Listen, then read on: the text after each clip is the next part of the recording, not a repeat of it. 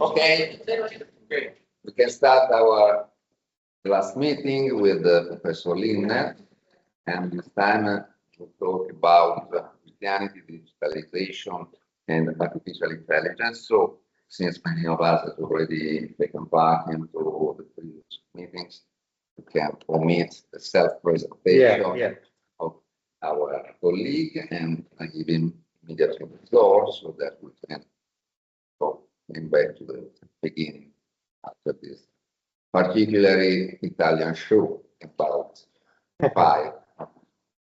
We don't do that in Germany, so I've never seen that in university in Germany to have an application of it. Because probably in Tübingen there are the university buildings are widespread all over the city. Yeah. You would have to evacuate all the city and that wouldn't work.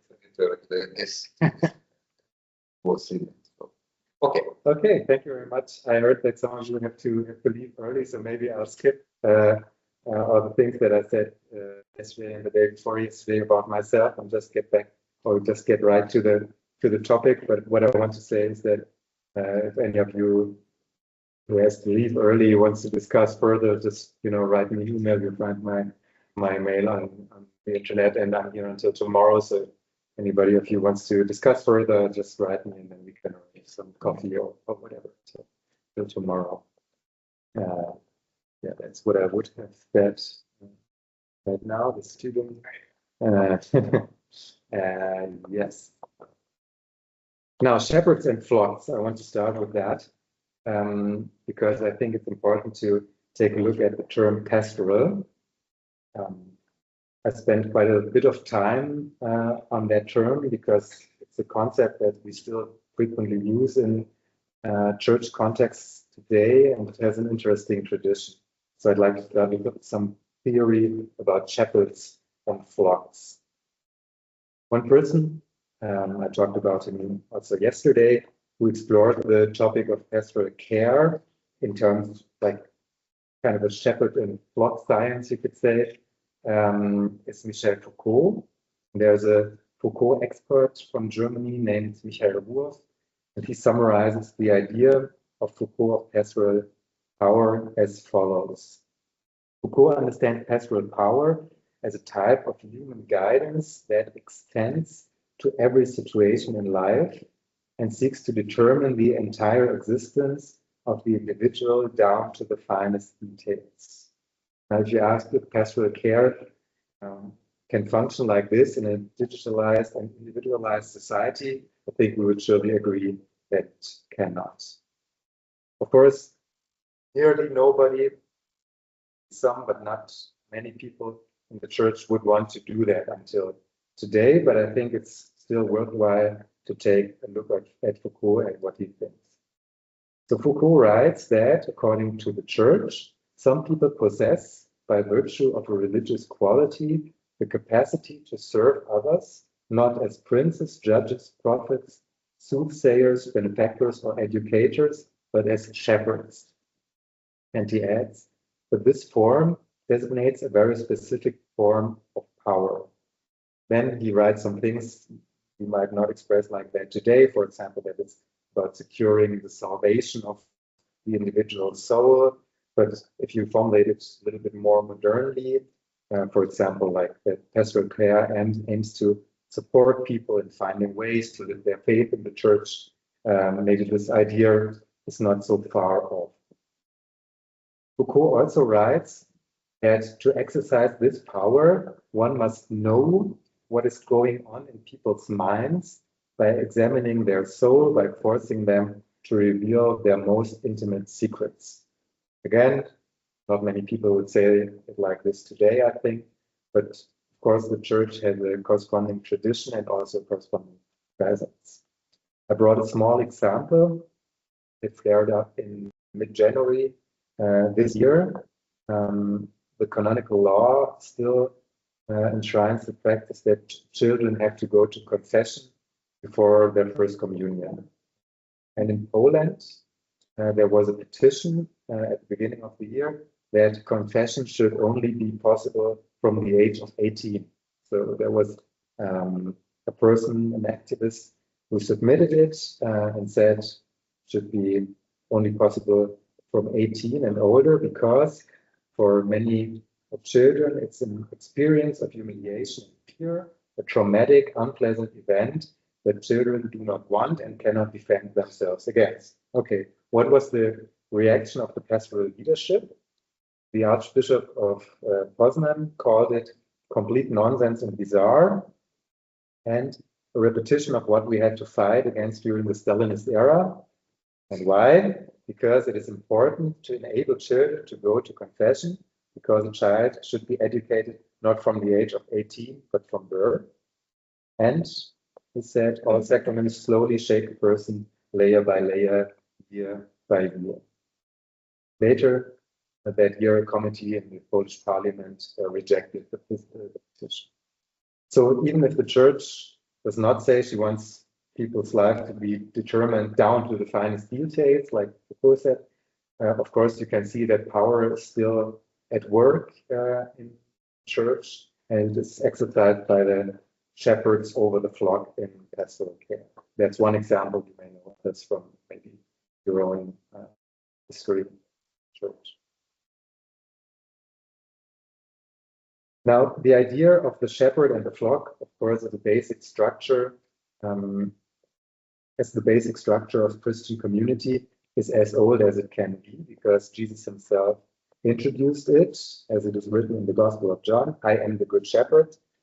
And at that time, the image was both relatable and also metaphorically accurate, because the political destiny of the country was guided by a monarch.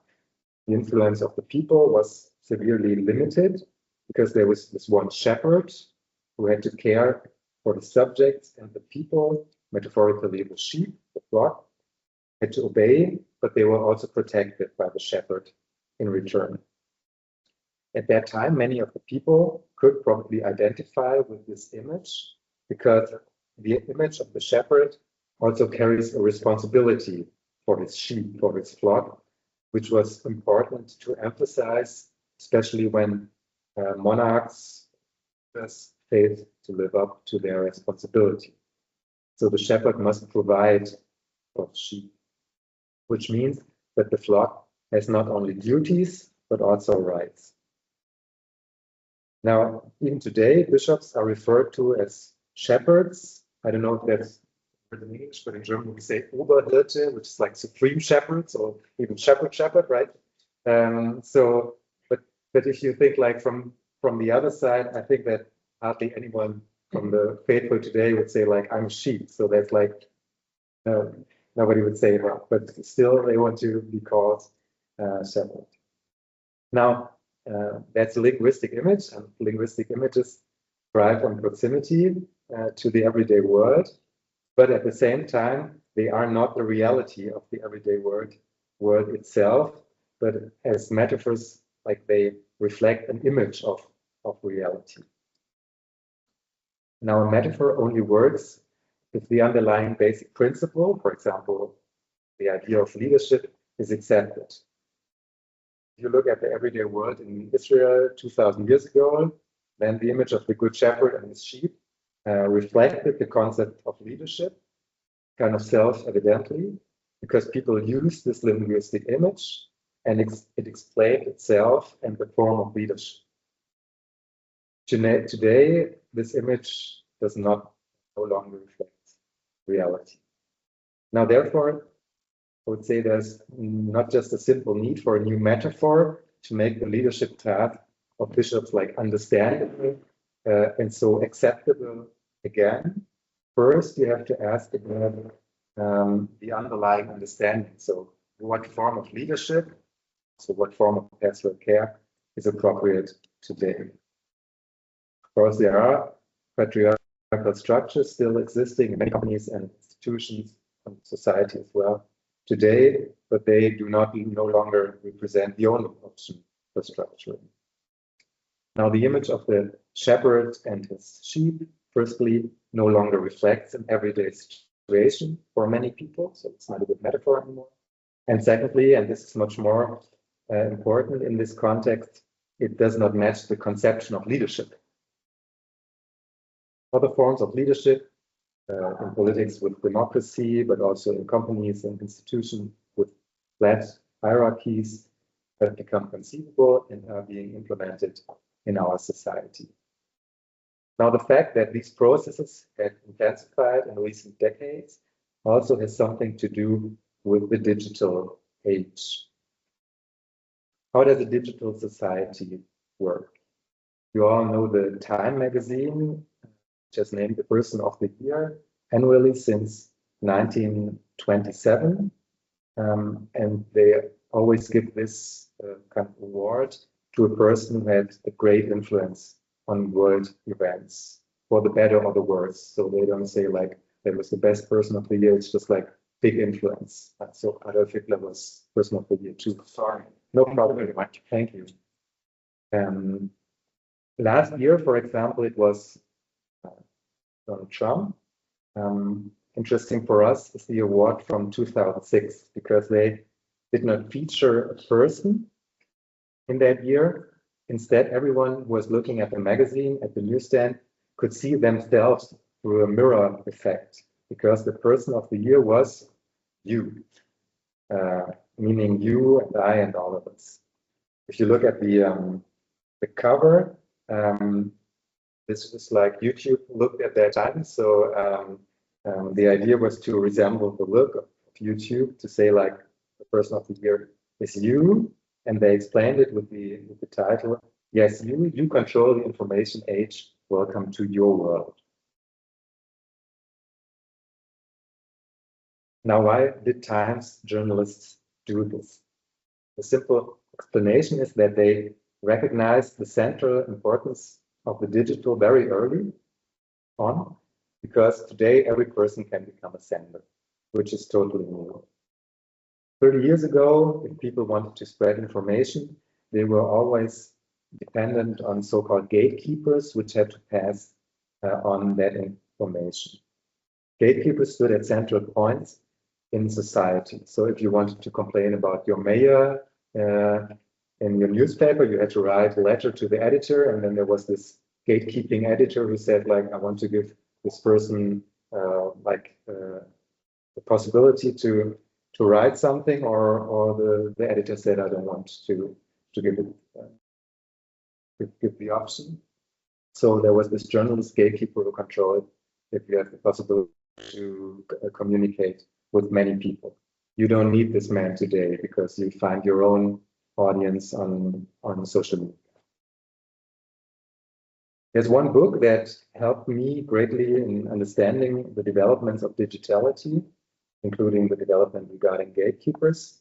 And from this book, I also adopted the term digitality, and it's a book of Felix Stalder, The Culture of Digitality, Kultur der Digitalität. Felix Stalder is a cultural and media scholar from Switzerland, and he succeeded in making the development of digitality tangible through 3 specific phenomena. Stalder names 3 basic forms of this digital reality.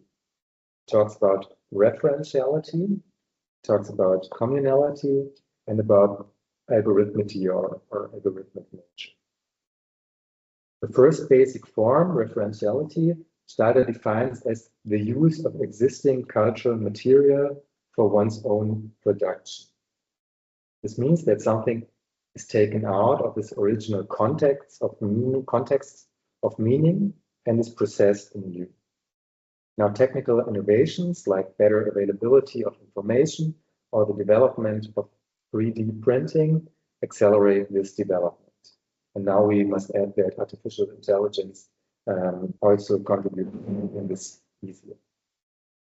Because access to more and more data is becoming better, the gatekeepers, according to Stalder, lose their original function.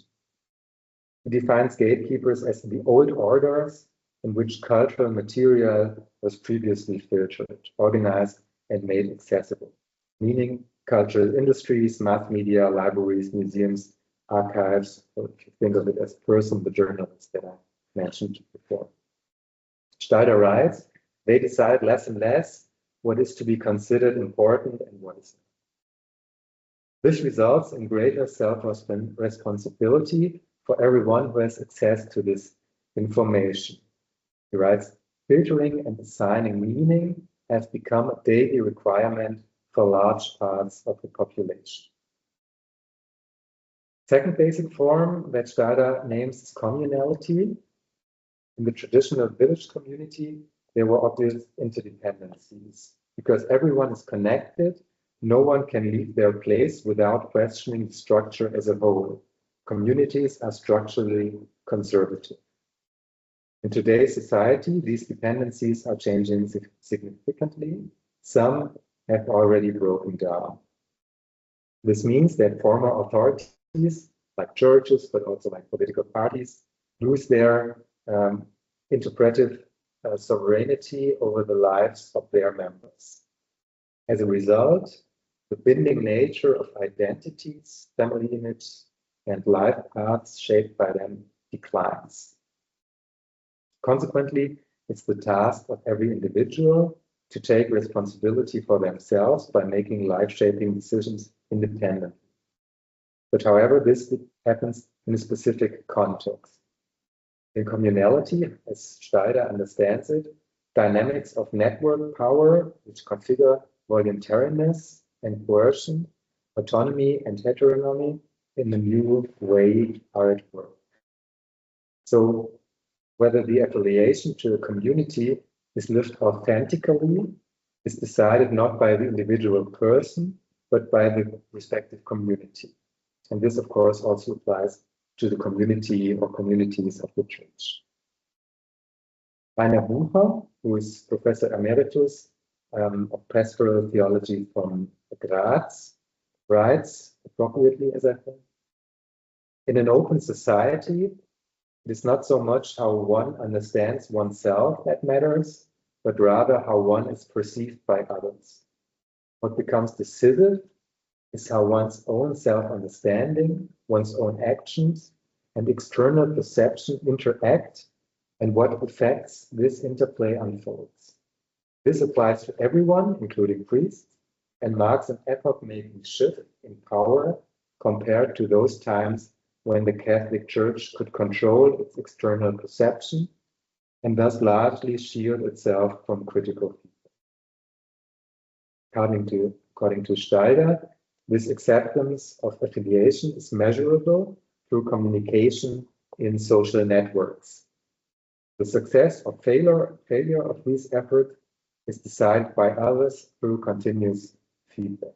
So success for Steider, to put it briefly, means just like receiving likes and subscriptions and so on. And only those who are perceived by a group can belong to it. Also, authority within a group does not exist from the outset, but it emerges and must be proven permanent.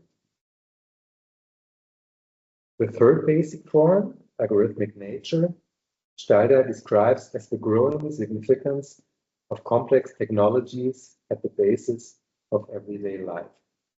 Because if there was no machine pre-sorting, given the abundance of available data, this data would just not be usable for most people. So the Google algorithm is the perfect example for this, because you Google something and then it automatically arranges the results from a large number of potentially suitable websites for a search query.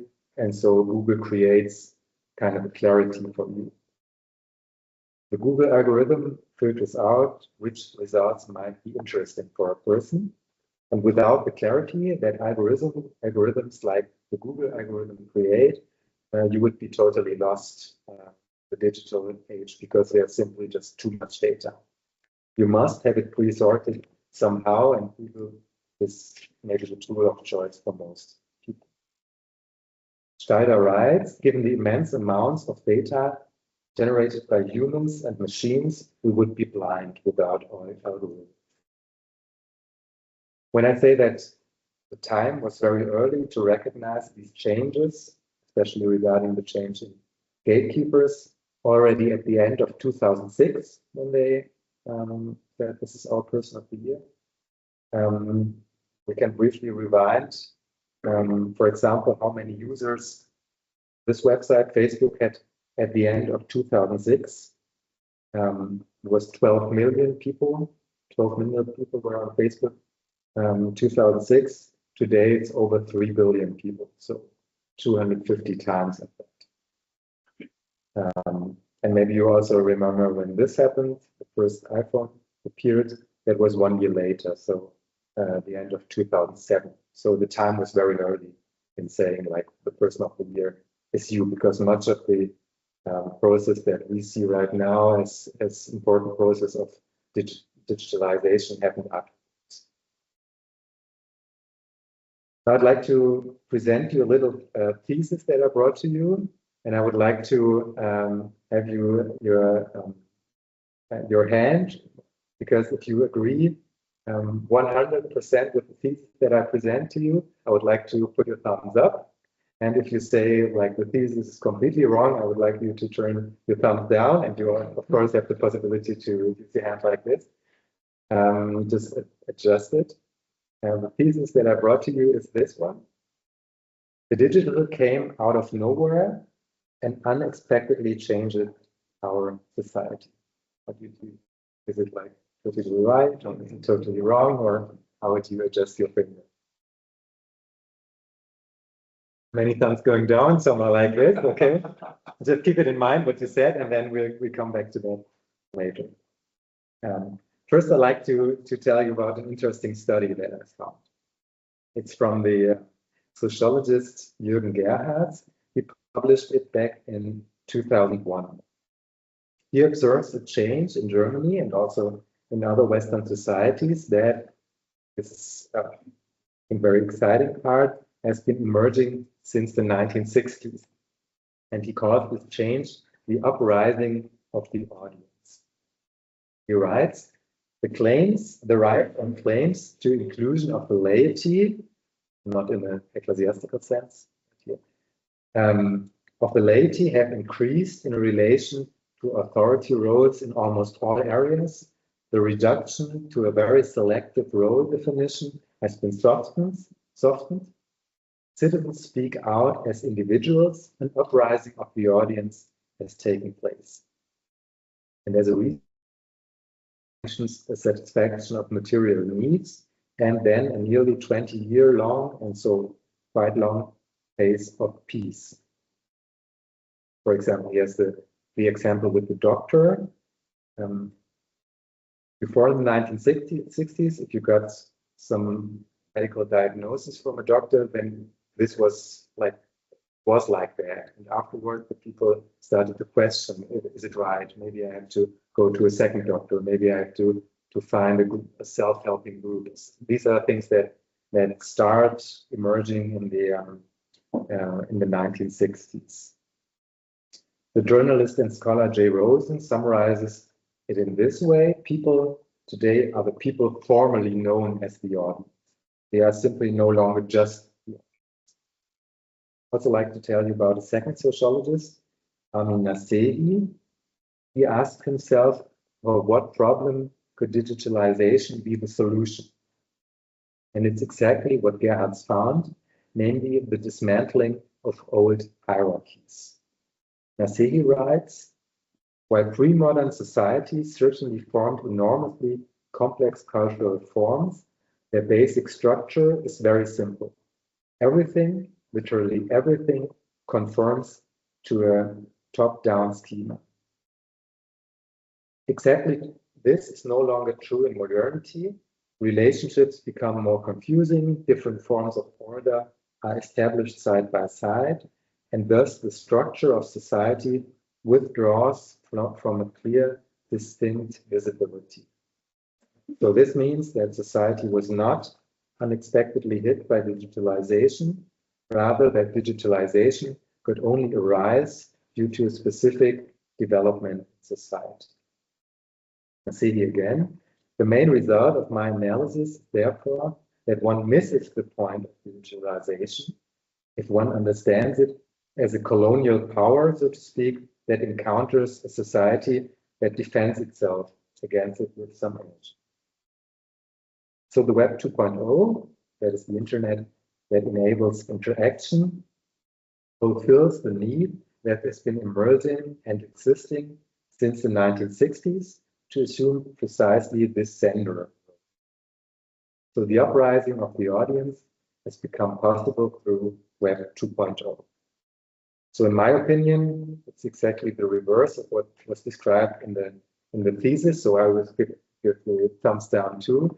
It's not the digitalization that changes societies, but societies have changed and thereby enabled the emergence of digitalization, which in turn has enabled societies to practically implement these changes. So Web 2.0 could only arise because the people, the societies had changed. This also means that the digital is not a separate area that one can choose to enter or not. Rather, the development of the digital shows how our society has changed over the past few decades. And because all work that we do takes place within society, everybody is affected by it. Now, the question the theologian asks himself arises is how can a digital church function? And I also want to intermove a question that the church asked the COVID practical test. I'll tell you some more about it in a second.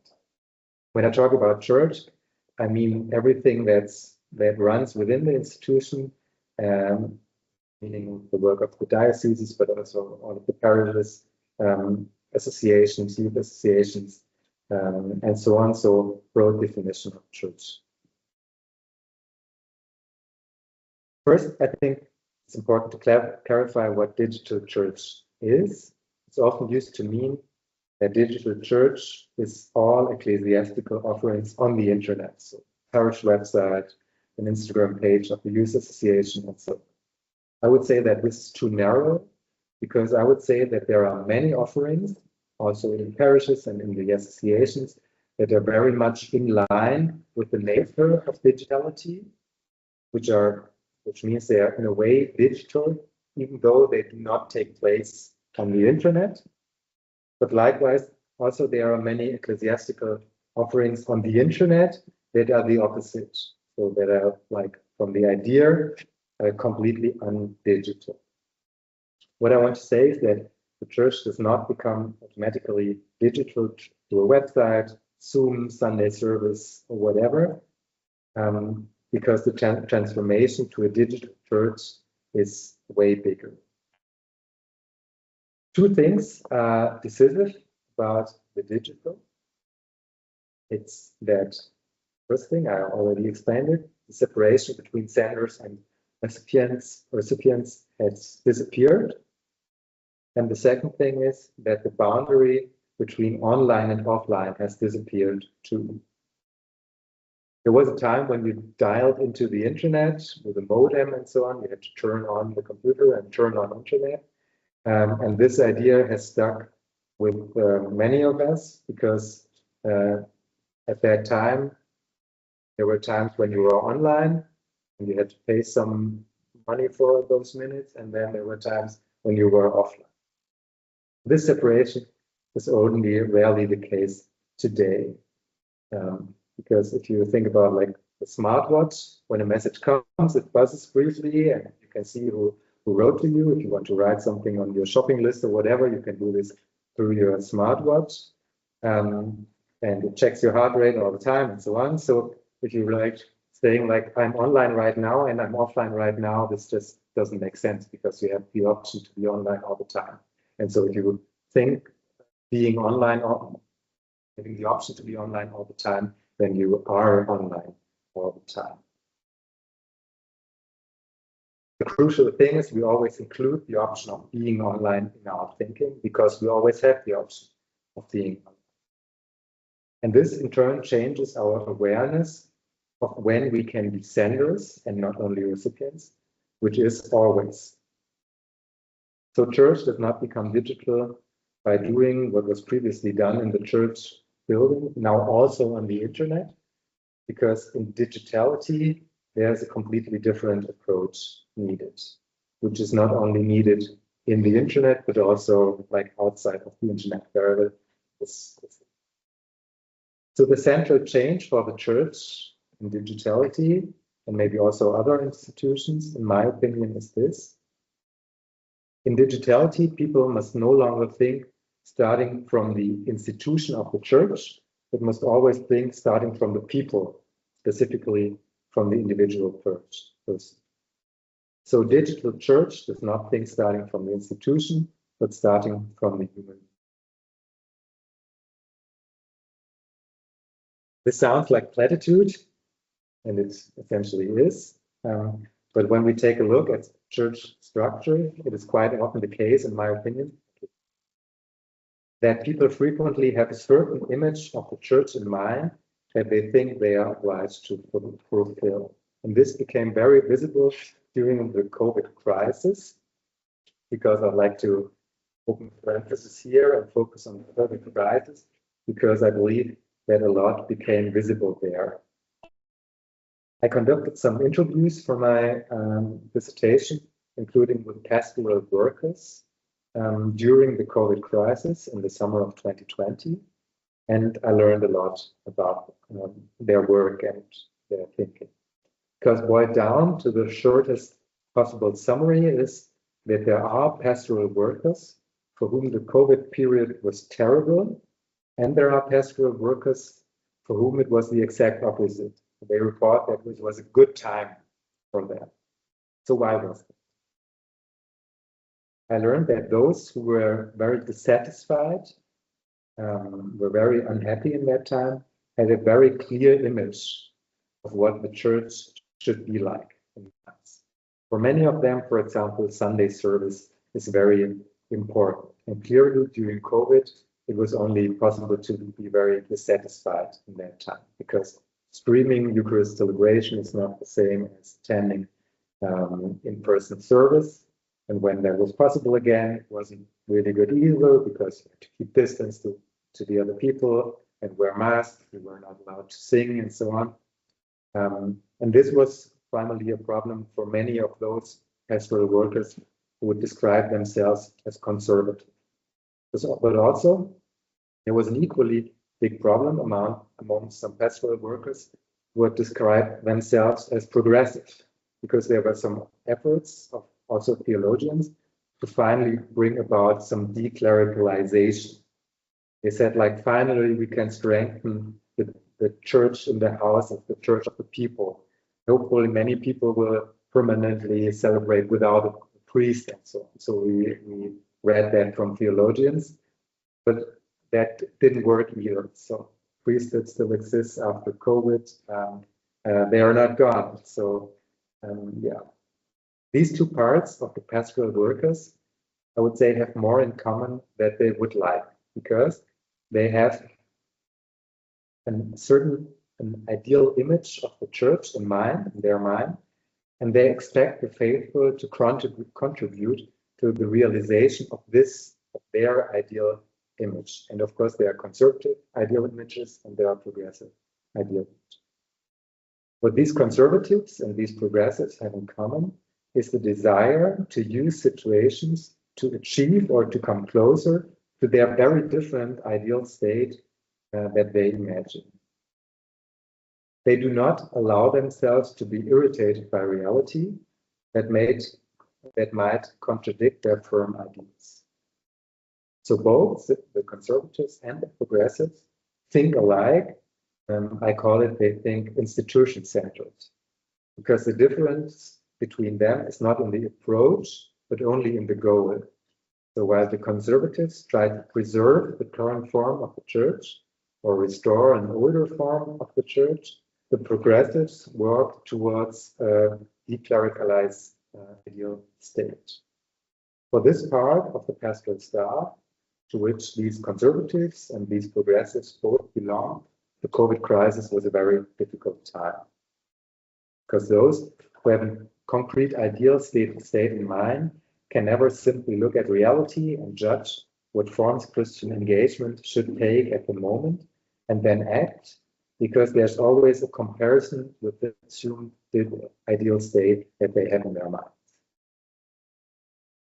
However, there was also a not insignificant number of pastoral workers for whom the COVID crisis was a time of great fulfillment, as one of those people told me. One even told me in an interview that many colleagues had told him that they were full of enthusiasm, actually in the middle of this crisis. They said, how cool that we can do something relevant, that we are finally there for the people the way we've always wanted to. How can that be? This group obviously behaves differently. These pastoral workers reacted to the new reality and they were able to become pastorally active. For them, the COVID crisis could become a good time. Now, why is that? That is because they allowed themselves to be irritated and inspired by reality. And it was precisely in this, naming, offering pastoral care to people in their concrete reality, where they found kind of a fulfillment. And they were also able to use the fact that there were no guidelines for a while. So you could say there's an ideal state for them too, but this is not a specific ideal image of the church to be worked towards, but it is the possibility as the church to, as Rainer Bucher puts it, to creatively confront gospel and existence. So for these pastoral workers, the COVID period corresponds to an ideal state because due to the relief from tasks that were cancelled due to the crisis, they were finally, as one of the interviews said, given the opportunity to react appropriately to an external influence. And this is the reason why many pastoral workers reported so positively about this crisis period. So the COVID period, with its liberation of pastoral workers from the constraints of the usual, made visible what they need, not just during a pandemic, which is time and resources to be able to face current challenges. Now, what does that mean for our concept of the digital? I would say that a shortened concept of digitalization, which understands worship streams as a step into the digital presence, ignores the new relationship of people to each other, digitality. For the first mentioned pastoral workers, this is not relevant at all. They will not recognize the reality of digitality because the existence-centeredness, as I call the second group, caused by digitality, is not compatible with their institution-centeredness in their ideal image. So the only thing relevant to the first group is their own observation that the church moved away from the digital state, from the ideal state that they had in mind during the crisis, or that it did not approach closely enough through alternative offerings. But through that, they do not question their own image ideal state, but they even kind of have a stronger commitment to the establishment or re-establishment of this desired ideal state. The part of these pastoral workers who felt that the pre-COVID state of the church was fundamentally correct will only use the internet to reproduce what already exists. These pastoral workers will not perceive the digital as the reality-changing development that I would say must be read to. So reality is, for the first group, only relevant insofar as it reveals how far they are from their own imaged ideal state. And so to what extent reality has to be changed. Developments like the uprising of the audience, uprising of digitality, thus cannot bring about fundamental changes in their own approach to church activities, but they only change the problem indication. The situation is different for the pastoral workers who take an existence-centered approach, the second group. They can accept and also take seriously the new reality of the crisis. For them, the compatibility of their work with digitality is conceivable. Here, the confrontation of gospel and existence take place, and for them, a high sense of self-efficacy was possible for them during the COVID crisis. because they were able to consider themselves system relevant, because they showed that they are able to react positively and productively to current circumstances. That means that people's experiences and reality or realities must be taken seriously from a theological perspective. And in the places where work is Christian-centered, digital church is already emerging today. It does not first have to be found in digital structures of dioceses, bishops' conferences. So, yeah, okay, just a small sip of water.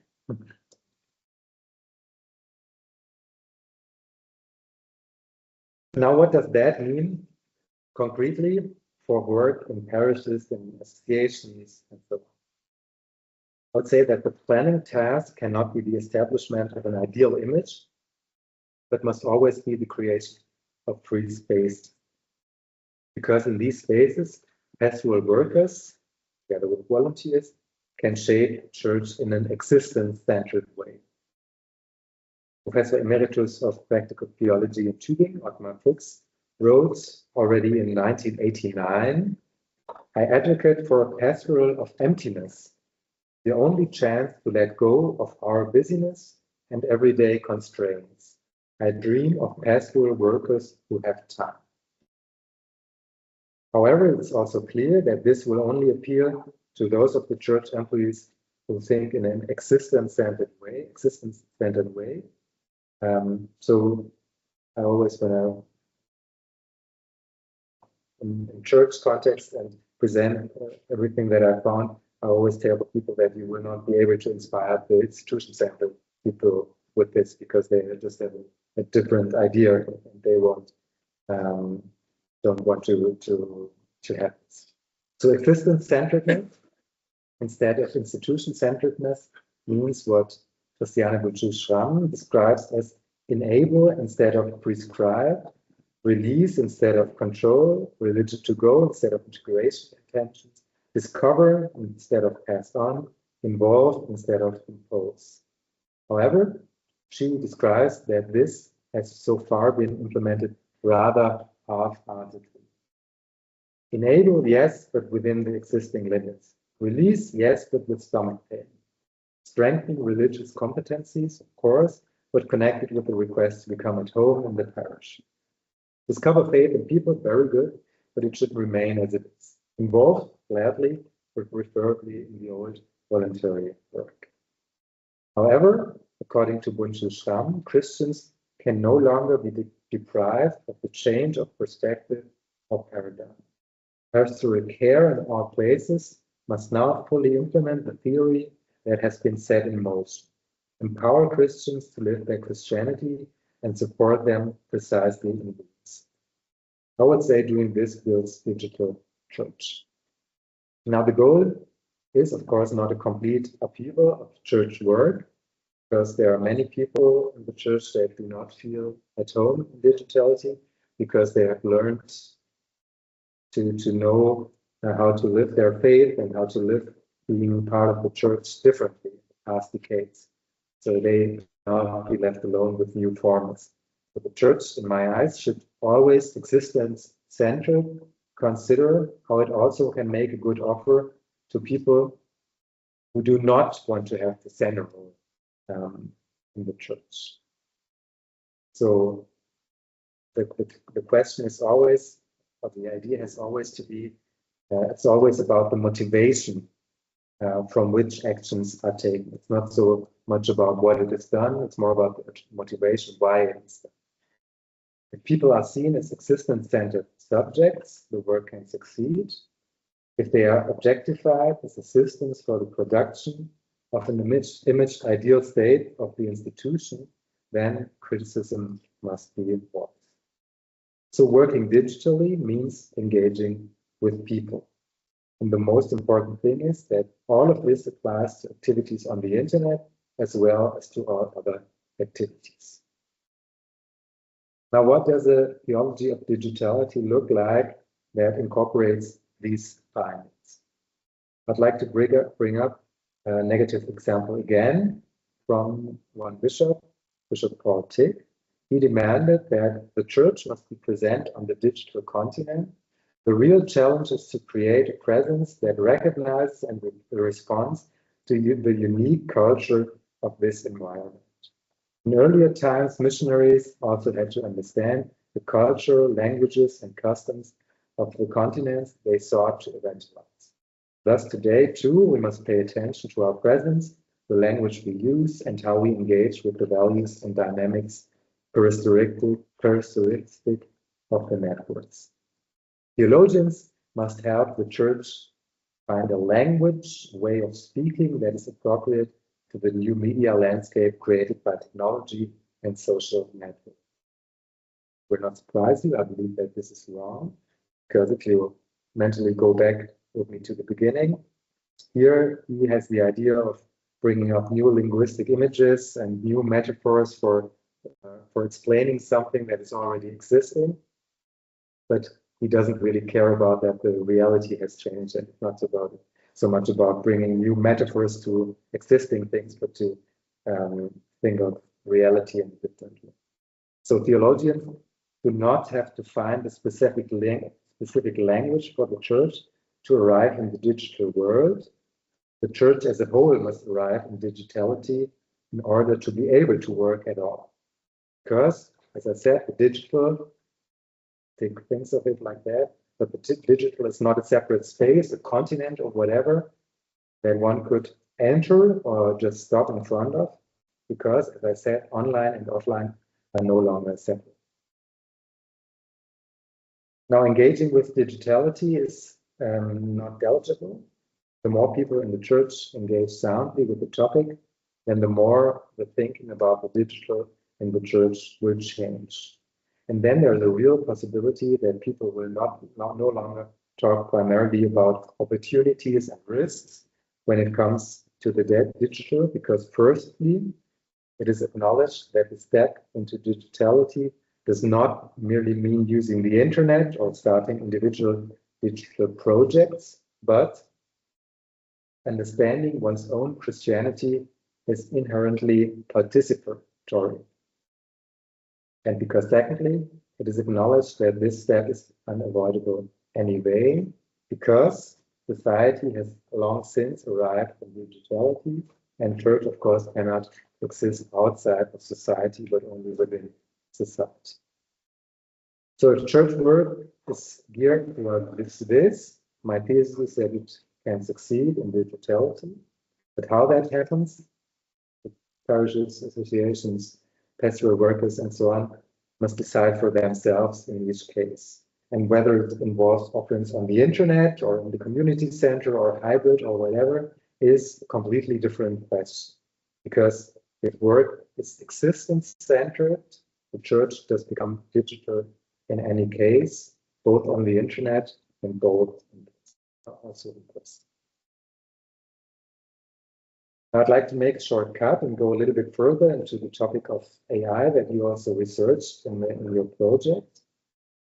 First of all, I should say that the blazing speed of the adoption of AI is impressive, because you might think that my dissertation is still very current because it was published in mid-2023. But of course, I submitted the manuscript some months ago in mid-2022, and in 2022 there was no ChatGPT. This came at the end of 2022, so I did not include any thinking about AI in my dissertation. So for today, I reviewed everything that I wrote down once again and read some more, and I formulated a few loose thoughts as 5 small pieces that I want to present you, and maybe that helps us getting into the conversation afterwards. I've also integrated a few learnings from a working group at my faculty on AI, where we've considered how we want to deal with AI at our faculty. Together with some colleagues, I drafted a proposal for a new declaration of originality based on our ideas regarding AI. So when students submit term papers, they have to sign this document if they didn't plagiarize and so on. And this document has been approved, which wasn't easy because there are very different ideas of how to deal with AI, which is completely normal, I think, and maybe is here the case as well. If you're interested in how we did that and how we think about this, how to deal with AI in term papers, then we can also discuss that later, but I'd like to go back into theology more. Now, what do we actually understand by AI? Of course, there are various forms of AI, for example, like facial recognition at airports using AI, but this is not our topic today. Today, we are concerned with generative AI. I brought a definition from my university that I find very concise. They write, generative AI refers to technologies capable of generating content, be it text, images, music, or even videos through textual instructions, prompts. These systems use complex algorithms and large amounts of data to recognize patterns and create content based on them.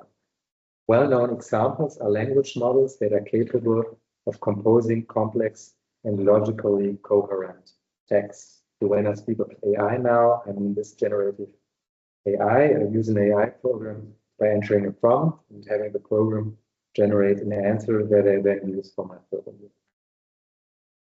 It's very important to know, and you all know this, that the program does not understand anything of what it says. It acts purely by detecting patterns in other text, which it reassembles and reproduces.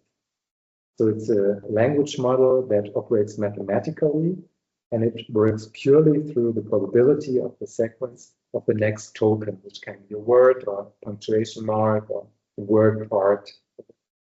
So not through a sequence of verified facts. And the AI does not even understand a word, so it's simply ones and zeros behind each other, as always in computer science. So the AI does not know what a word means.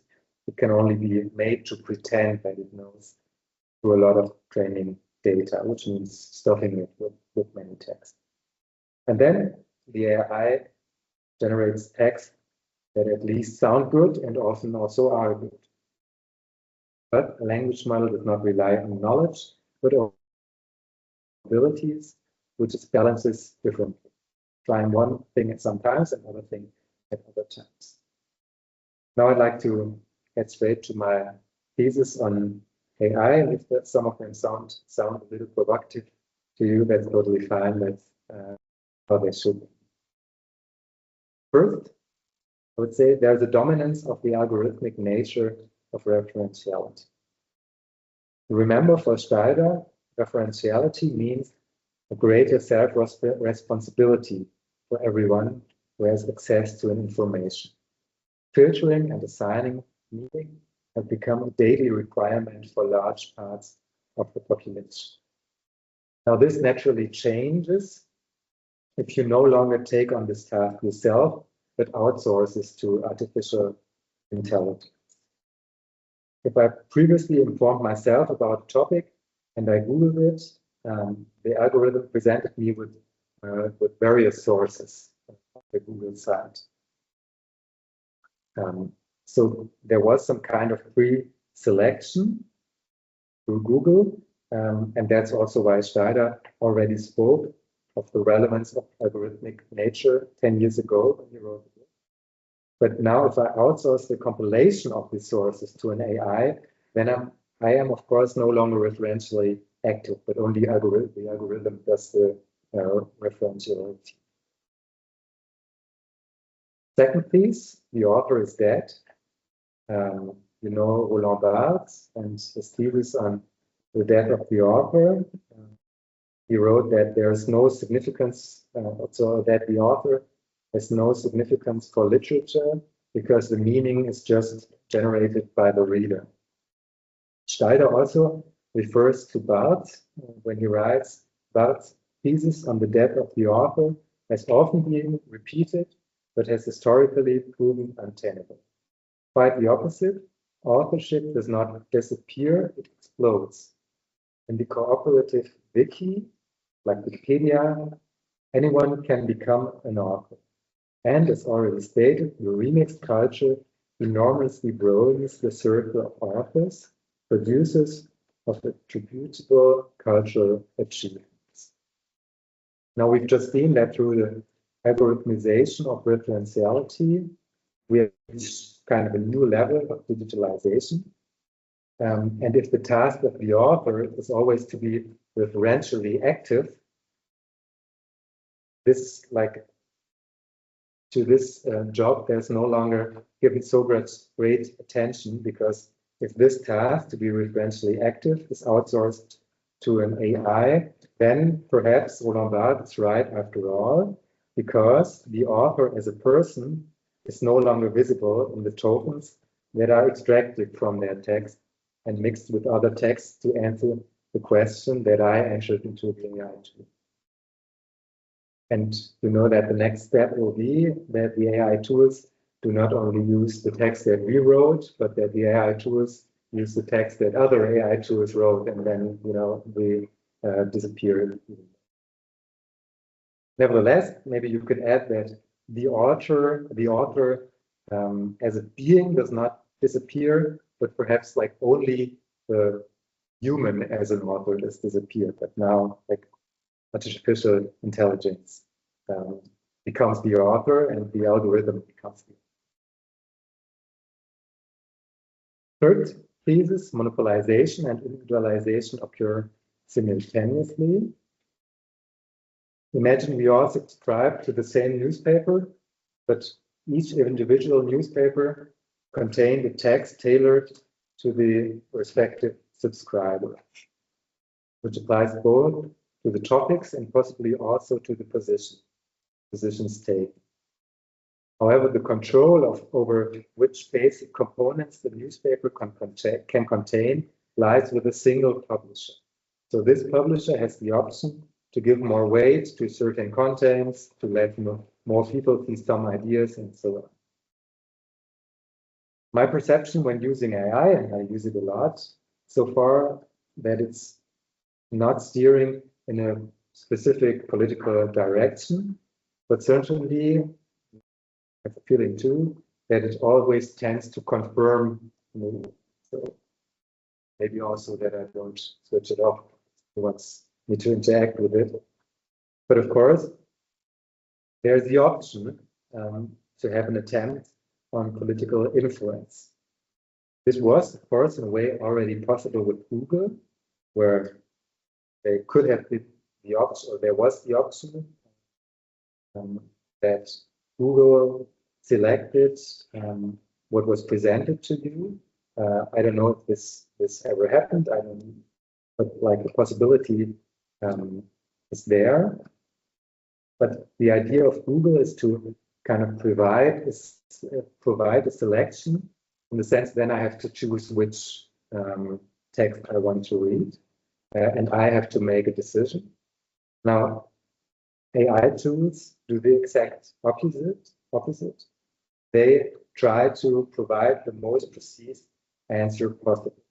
And they do that in a very approachable format of a typical conversation with a question and an answer. And at the same time, the agent who tells me what the precise answer is not visible to me, because I cannot look into an imprint or to the author. Fourth piece is that ethicalization does not help.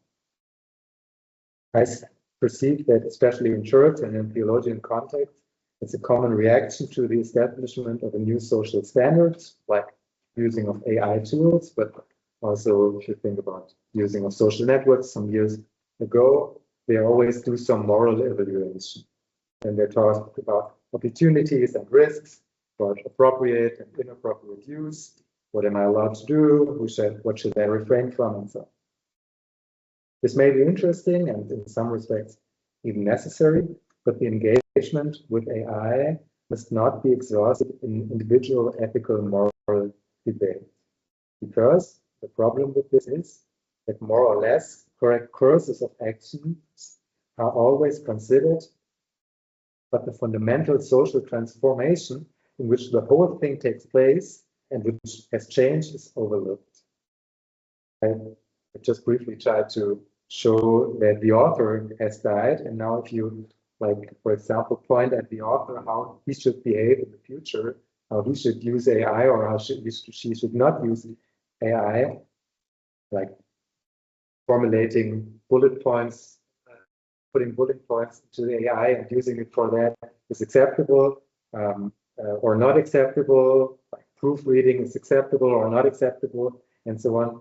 All of these ideas of moral evaluation fall short regarding the magnitude of these changes and the complexity of the societal transformation process that we are going through as a system. And fifth, these, I think the Times should choose artificial intelligence as their person of the year. Maybe they will do that. I think it would be a plausible decision by now, because if we're thinking about the relevance of written text for our societies, also pictures and videos and so on, I think the artificial intelligence is a very important, became a very important author in our society.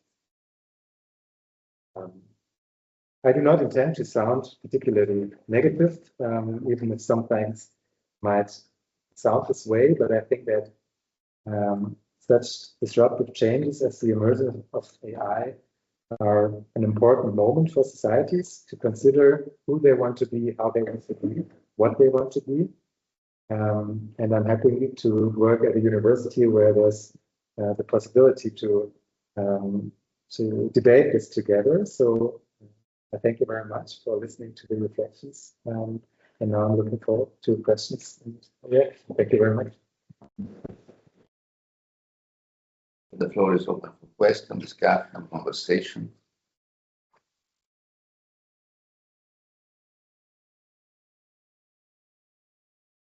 So, just a suggestion, we can consider in some way, if we assume that secularization is the progressive vanishing of the principle of authority, AI marks the end of process of secularization. Okay. With the AI, we are in a complete secularized society, and also it, of course, affects all the church. We have no a personal concept, a concept of personal authority, but we have now in front, we have to front the concept of impersonal authority, and as far as it's impersonal, is most effective in some way. But as the historical facts we are seeing show quite well, religion is not anything. So authority and religion and authority is a undissoluble marriage, or we can separate authority and religion and create a new model of religious experience within which authority is supposed maybe could be also on the table, but with very, very different shape in respect of the past. Just one more theoretical suggestion, but I think that there are a lot of practical questions and practical pastor issues at stake, so we can discuss really about that. It's not a matter of discipline, I doctrine. Yeah. You see that the last piece I just had the idea afterwards. So 4 pieces is not a joke, but it's like, I just see it right now.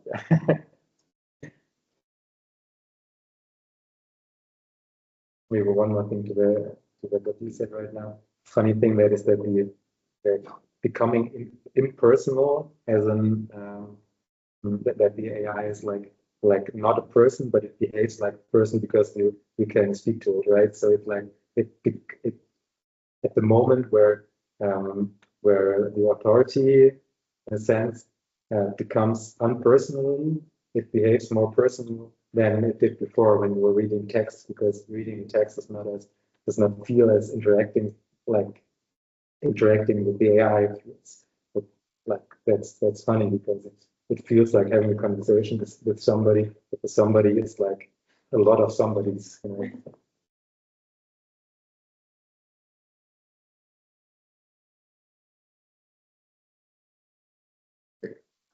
First of all, Linder, thank you. It's a very interesting talk.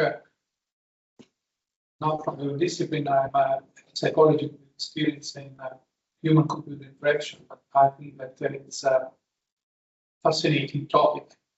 And I would like to start from the relevance of the concept of experience. As Marco just mentioned, it's a central idea in your talk.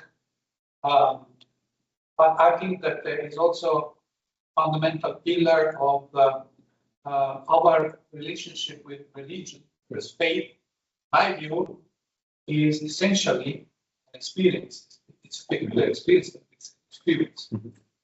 So I have the feeling that we must confront the problem of experience when we talk about the digitalization of the church, because the digitalization of the church should not mean digitalization of the experience of faith. Otherwise, the risk is to create a further medium between us and the object of faith.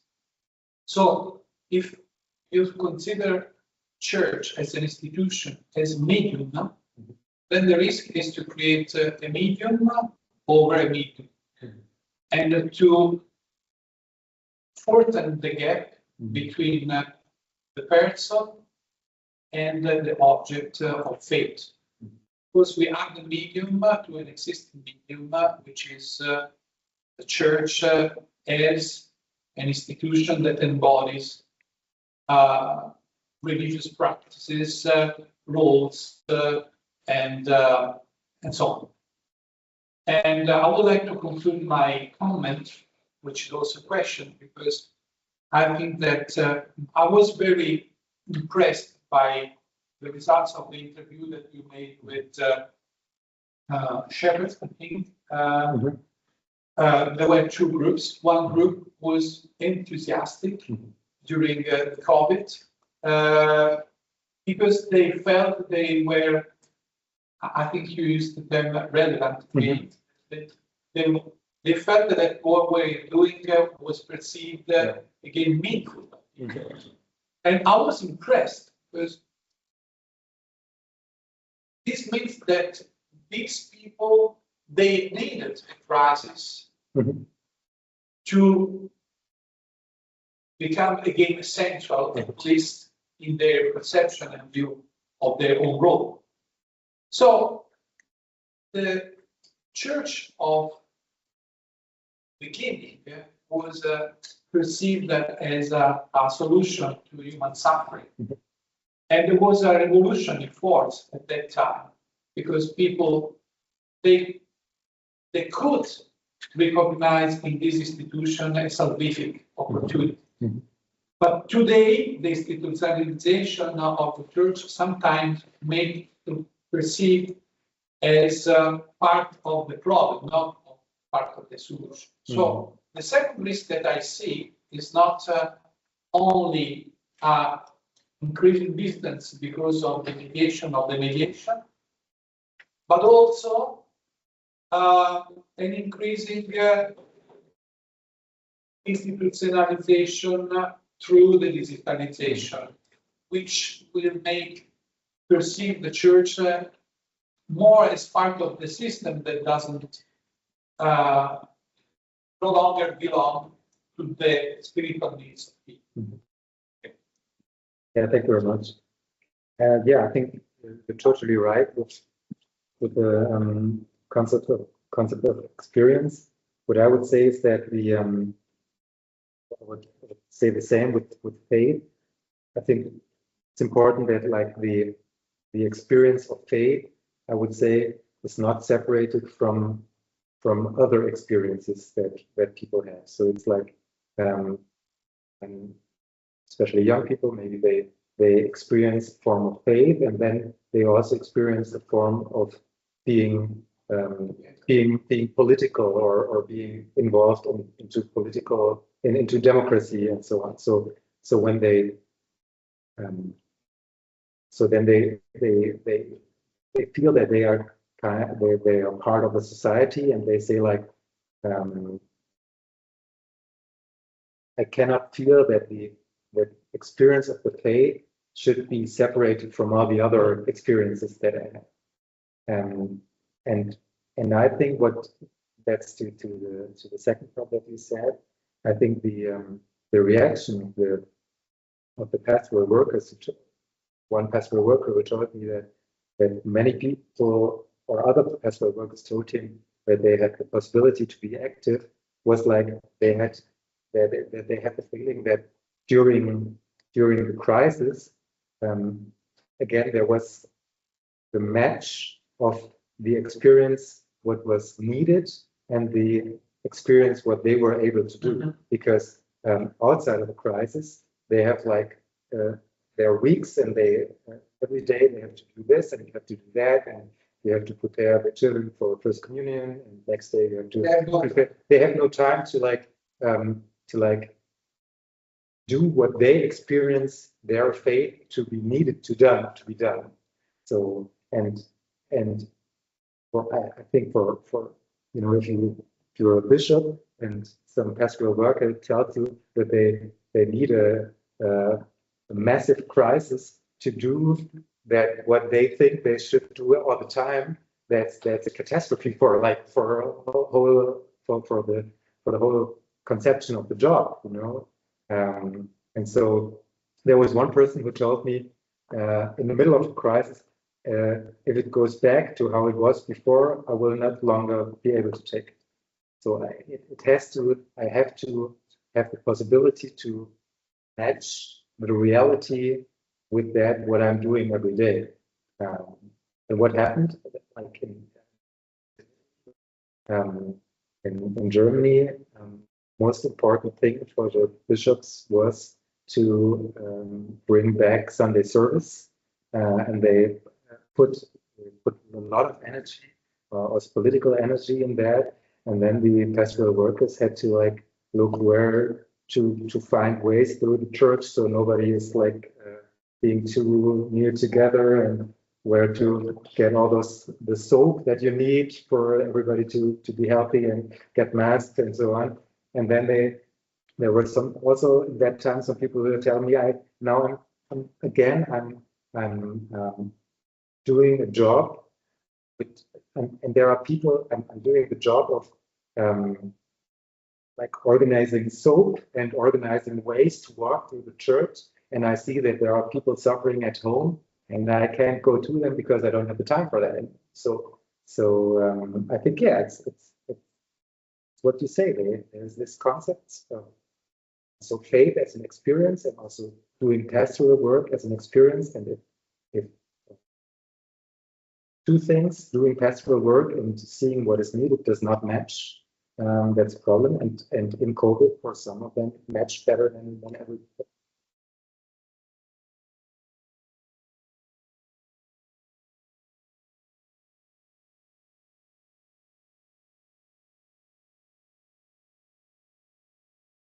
And when we're talking about like how church can succeed in this new kind of world, and you said the world should be like exist as right?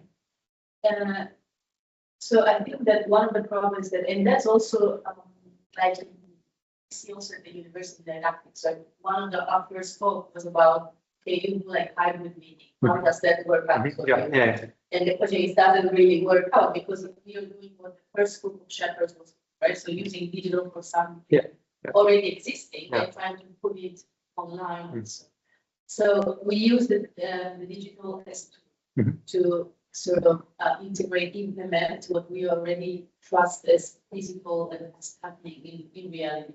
So what future do you envision to change that? Because when you think of a more like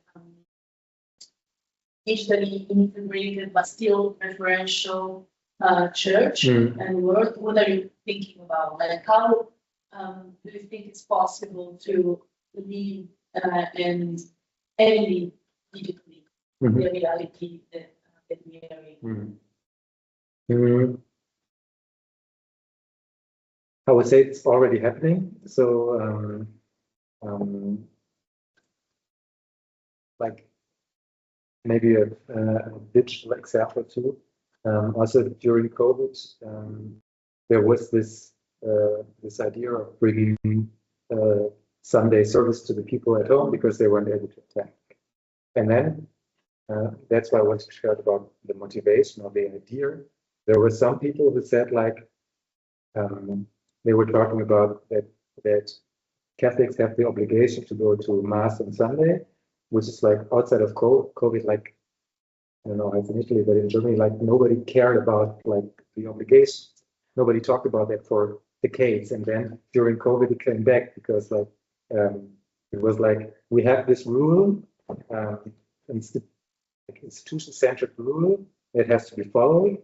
And we have to follow it, so we have to do the Sunday service via live stream or whatever, and that's the way to fulfill the need of the church that the people do follow. So that was the first. That would maybe the first group, but there's also a second group. They were like people who say like. It is important for some people to have Sunday Mass, and we want to give them the opportunity to see a Sunday Mass, even if they aren't able to get into the church. And so they did the Sunday service live stream, not because they said like there's an obligation, they have to do it, but because they were like, we see in an assistance-centered way, we see that people need it, and we want to give them the opportunity to follow Sunday Mass. And what's very interesting there were some dioceses who have live streams until today, but there's one diocese in Germany, Diocese of Regensburg, and they said like, our live streams were a great success at the end of COVID. Were a great success. Many people follow it, but now we stop it because the people should come back into church. And there you see, like the motivation is not to be to give an option to people who and then trust them that they can do what they think is right about it, but to follow the institution-centered rules. So I would always say it's not so much about what is happening. So is it a live stream or is it a Zoom or whatever? So there are kind of options to have more participation. So, but I would always say like it's more about the motivation. Is the idea is it my idea how I think church should be, and I want people to do the same, follow Sunday service? Or is my idea that there are totally different conceptions of how church should be, and I, as a pastoral worker, like I give the possibility for them to create their own way of living church. So I think this and the second group, I would say, tends maybe to not do kind of a live stream where you see the priest and everything is done, but more into like more controversial or more options to participate more. But there are also people who say like, I don't want to participate. And I would say it would not be existence-centered to say like, you have to participate, but it's my view of the church that everybody has to participate. If somebody does not want to participate, I think we should accept. So I would say it's more not so much about which tool do I use or what program do I follow, but it's about motivation, how I see I as a pastoral worker, how I see the people who are church. That's what I would say.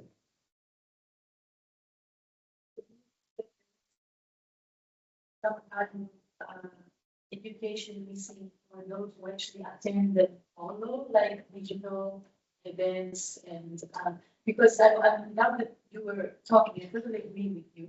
I think that we're always like educated in using these tools, like how to use them, how to present, like keep the focus towards so everyone can attend both present both live.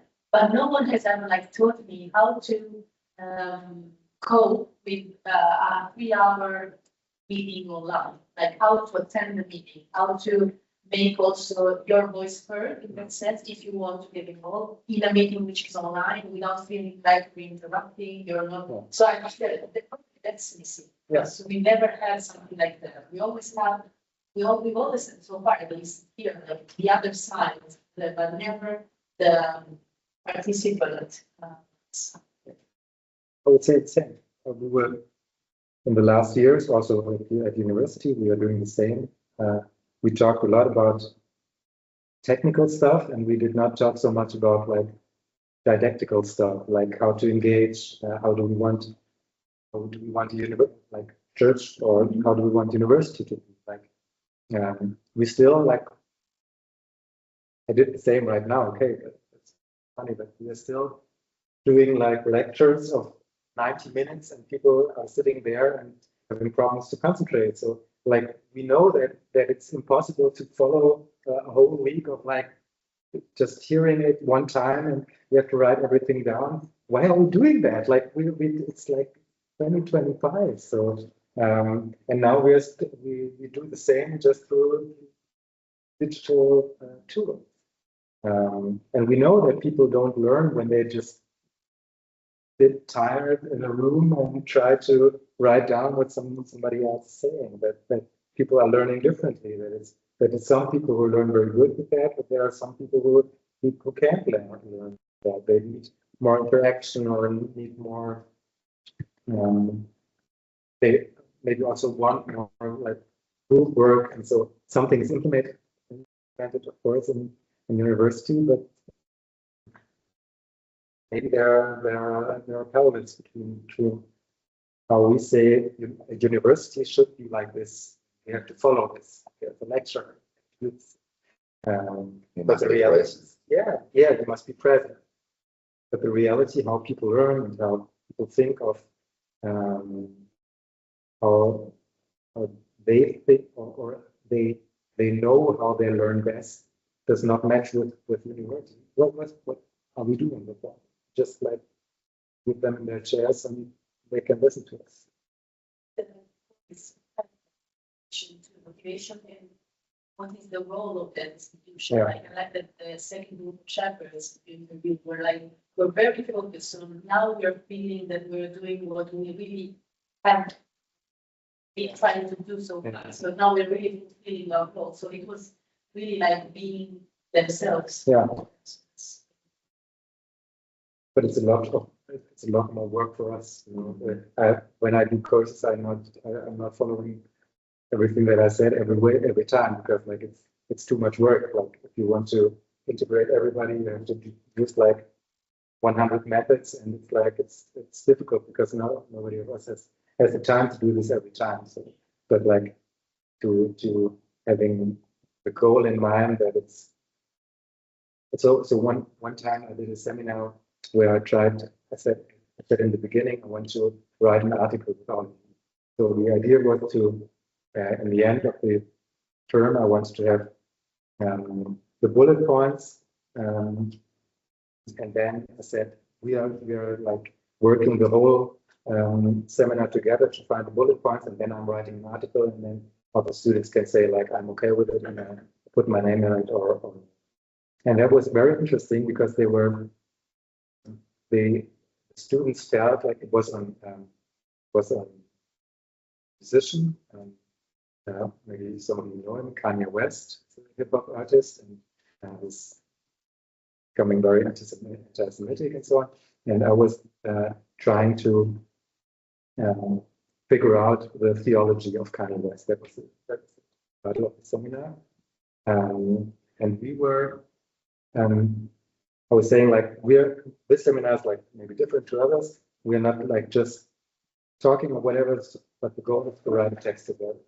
And I had the feeling that they were like really more motivated and integrated into the process because they knew that something that will come out of the seminar is they are the authors, right? So they are part of the product that comes out, and the product is not only a signed sheet of you participated in the seminar.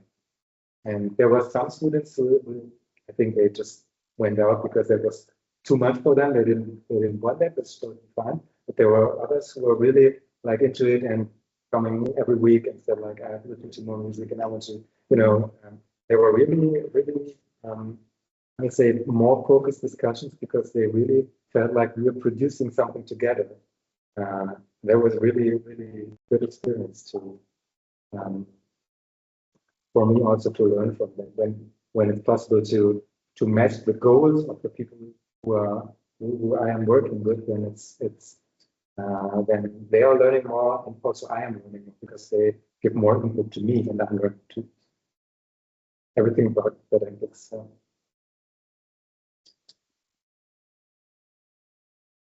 Any other question? Just another suggestion. In our position between institution center and experience center church, model of church, it is possible to ground your idea of experience center church also with the theological, especially exegetical aspects. If you take the concept of the charism import, now we normally assume at the institutional church assume that charisma is linked to a person by education and so on. And it is charisma, it is in function of the community, of the supposed community needs in and charisma is the institutionalization, Catholic institutionalization of leadership. Yeah. Since I am a bishop, I have the charisma.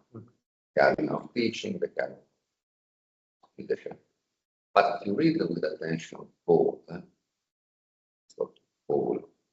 especially the Paul, you can assume that charisma receives the community. Charisma sorts out from the community. Charisma, Holy Spirit, charisma, Spirit, the Spirit of Christ, which grants the charisma, which grants the charisma, is expressed by the community.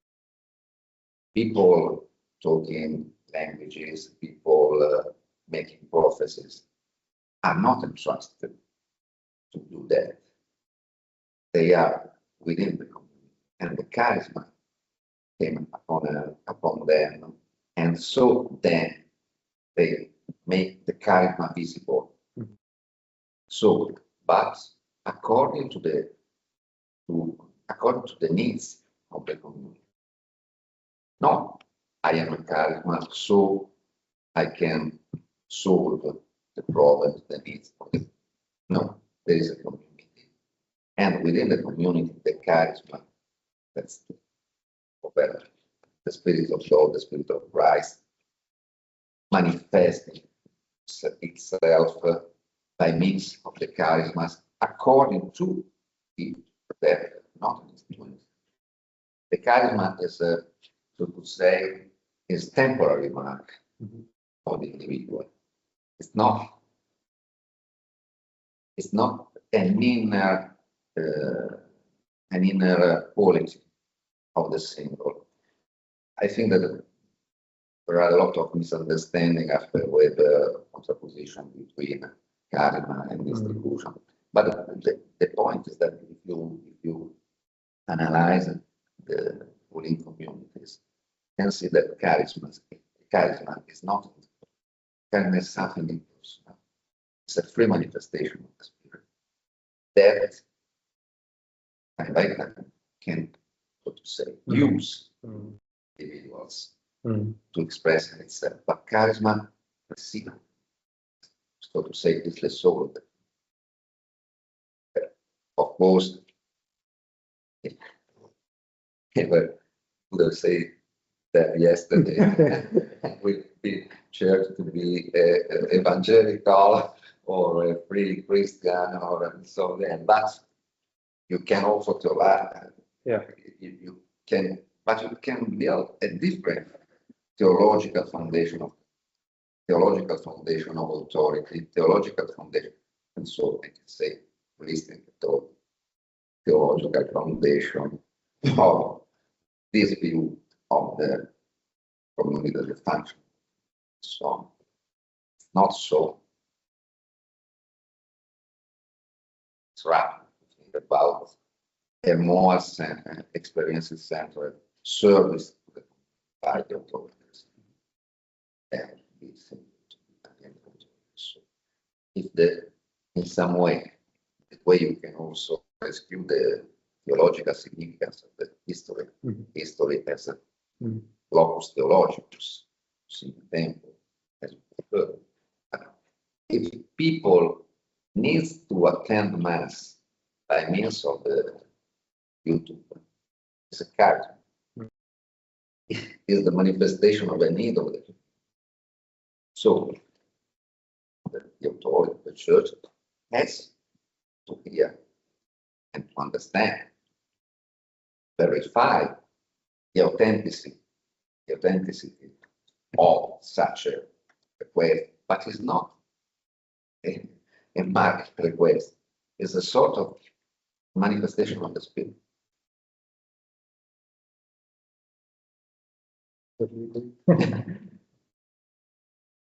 Okay. The very last comment, and then I have to go to teaching more later. Sorry. Yeah. I think that there are two ways in which, many ways, but at least two, which digital tools can be integrated also in religious practice. One way is instrumental. So, just to simplify, maybe too much. If I have to go to church and I have a GPS, it's easier to reach a church. So in this sense, the church has an advantage because it can attract more people just because it's easier to localize. But this is, of course, a provocation to say that sometimes tools and technology is seen as something that makes the work of the church more effective just as a tool. But then again, there is the experience of faith and the experience of transcendence.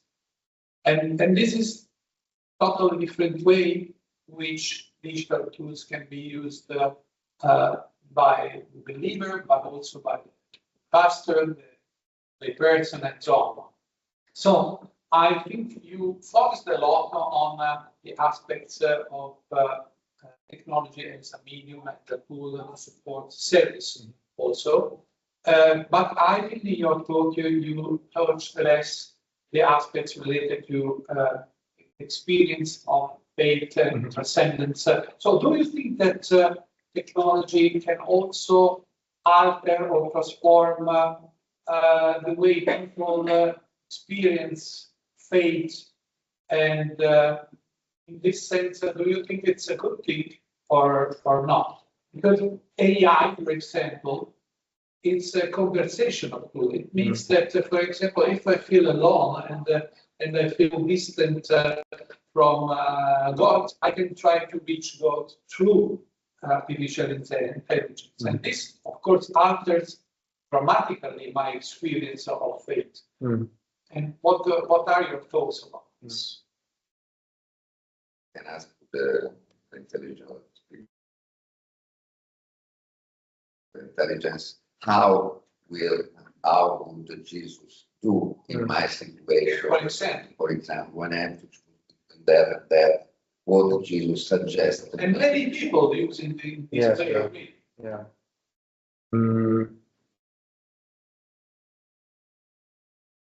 Like, I wouldn't say like it is good or is it bad. Like, I think that's too easy answer. I think it's very important that it has consequence for theology that people use it that way. Because if you because you know that most of the German theology has a big problem. Every single text that is written down from German theologians in the last 100 years is not be found on the internet. You know, everybody of us who read books, and they are they are just on paper, so they are not on the internet. So and so they cannot be part of an answer to a theological question that's put into AI. That's maybe a problem with us. So we know that AI uses text that are on the internet, and so we know that if you it does not reflect theological at least the German theological institution. And if you see that there's a lot of things written down on the internet which are wrong. It's like before I came here, I started to work on a seminar that I'm giving next summer with a colleague. We're doing something on Christo, on the Christo and Jean-Claude, and I asked the AI who was the first, where was the first building that Christo covered up in Germany. The AI said it was the Reichstag in 1995, which is wrong. So when I told the AI this is wrong, and there was I know that there's a building in, I don't know, 70s or whatever in Heidelberg that was covered, and the AI said, yeah, no, it was the Reichstag. So we know that people who want to get answers from the AI, they are searching for, not for some of them are not searching for building an own perspective of something, but to get a right perspective.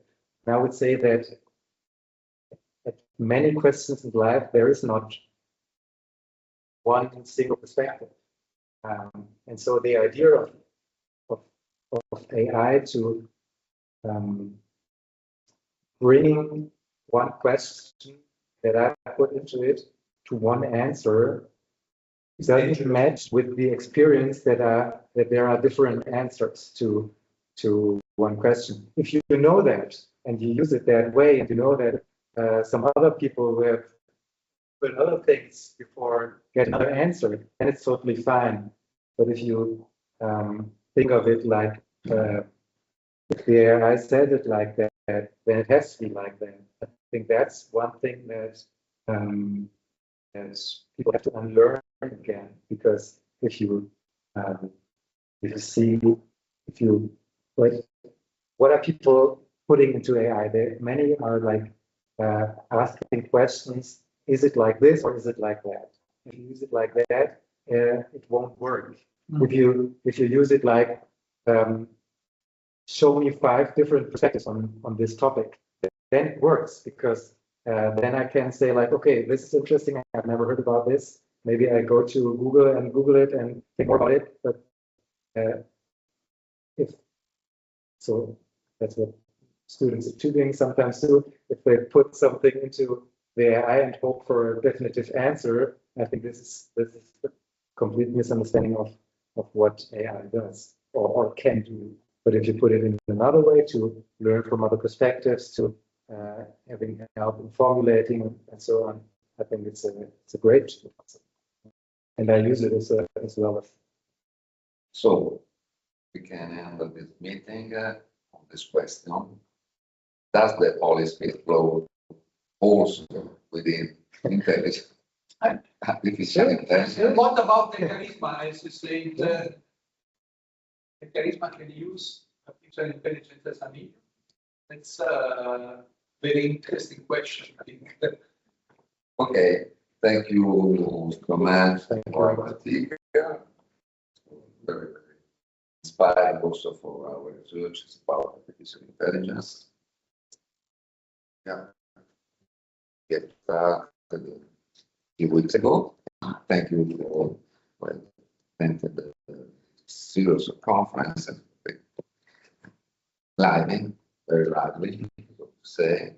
And so we hope to see you again Thank you somewhere very much. in some occasion. We keep in contact. Yes, Okay. of course. Thank you very much. So we are going to have a coffee. Dr. Linder, thank you very much. And we are going to have a coffee.